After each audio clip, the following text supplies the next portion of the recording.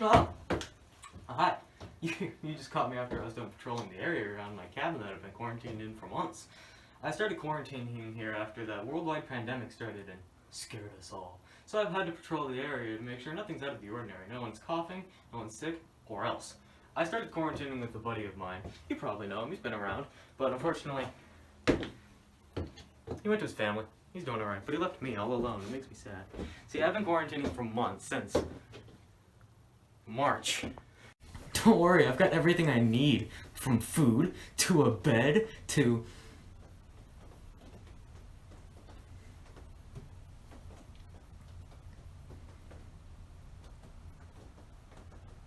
heat.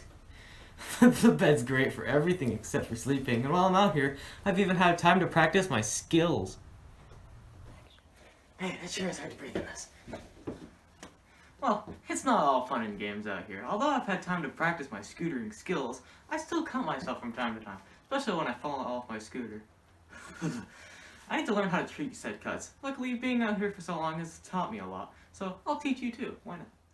Obviously, step 1 to cuts is not getting cut at all. That means avoid messing around with sharp stuff and just be careful in general. That includes stuff like box cutters, scissors, and even swords.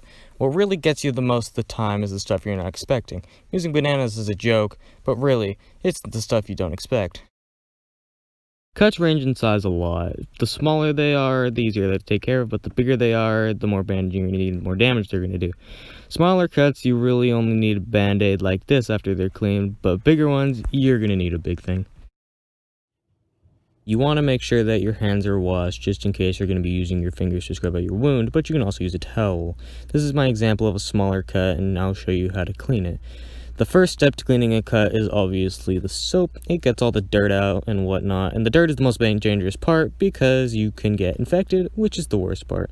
So you really want to get that dirt out, you want to scrub it. It sucks and it hurts, but it has to happen.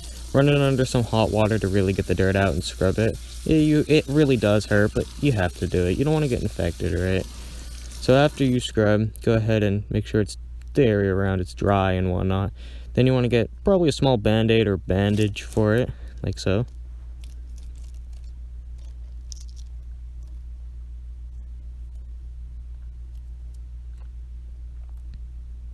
You want to cover it so the white part is facing the cut, and there you go.